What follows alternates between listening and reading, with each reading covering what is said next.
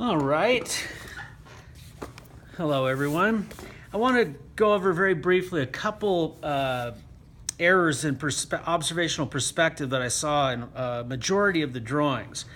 Not everyone, but a lot of you guys did this, and it's very common, so don't sweat it. It's just something to notice, and this is all about, learning this throughout the semester. And we're gonna put this observational perspective drawing on hold for a few weeks until we get some more observational drawing practice, and these things will become easier. But the thing to keep in mind is that you're using your drawing implement, you're measuring the angle by putting it up to the angle, closing one eye, and then bringing it back to your paper, literally placing it there at the angle and try to get that right angle. Another thing is the light touch that I mentioned, begin to develop that. If you make a really strong line at first, it doesn't give you much room to maneuver.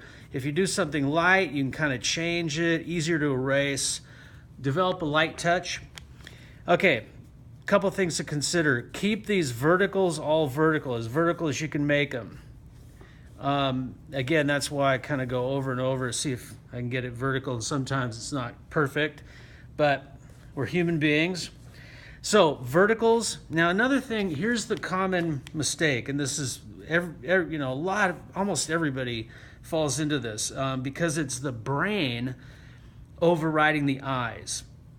When we're looking at a wall, we know the wall is it's got a top and a bottom and edge, and for some reason our brain thinks that if a wall is moving away from us, this angle is going up.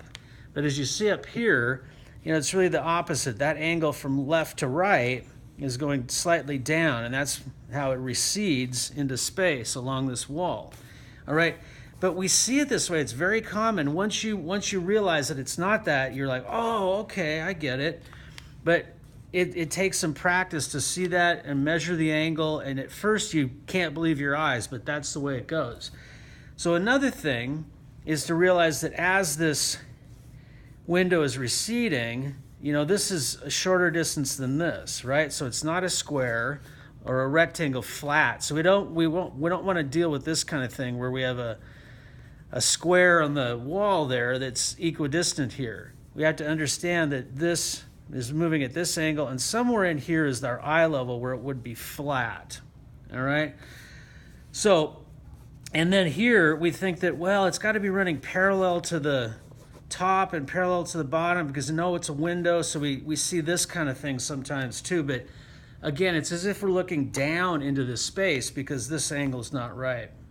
So just a few things to keep in mind. Remember, measure angles, and we're going to get back to this, but I thought I would just briefly discuss a few things that came out of that last exercise. Thank you.